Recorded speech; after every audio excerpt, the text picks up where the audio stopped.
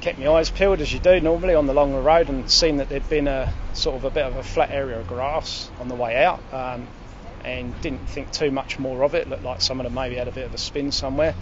Carried on out to Stillwater and did my fuel delivery, and whilst I was having a break I was on Facebook checking up a couple of friends that just had some 50th birthdays, and noticed the post of a Nelson woman that had gone missing on her way to Christchurch. On the way back through, where I saw the grass had been slightly flattened, I sort of slowed up a little bit, and sort of with the height of the cab you can just see that little bit extra more than a car, and kept my eyes out over the edge of the bank there and could just see the back end of a car. So I thought, well, there's no phone reception, there's nowhere really for me to pull up with the truck here, so just carried on down the road and thought I'd give the police a call when I got phone signal. And then, as luck would have it, Roger was out on the highway doing speed traps, so managed to pull over near to him and have a chat with him, and he came up to investigate. So it was really good result.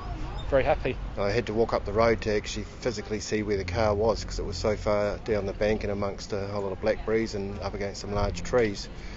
And it just so happened that another member of the public stopped to see if everything was okay, and I spoke to him, and I think that's when the young lady heard our voices, and we heard a wee cry for help from down in the bush, and that's when we realised there was actually someone still down there. Fire brigade from Tapawera got there very quickly, and then the Wakefield guys arrived. I kept talking to the young lady to make sure that she was still with me, and then she informed me that she'd actually crashed the day before. That's when I started to wonder whether perhaps she was the missing lady that we were looking for, that was travelling from Nelson down to Rolleston, I think it was.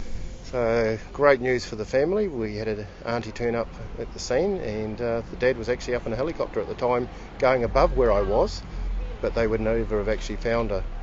So very helpful fire boys with their scrub cutters and a couple of great big ladders pushed the bushes down and went down the very steep bank.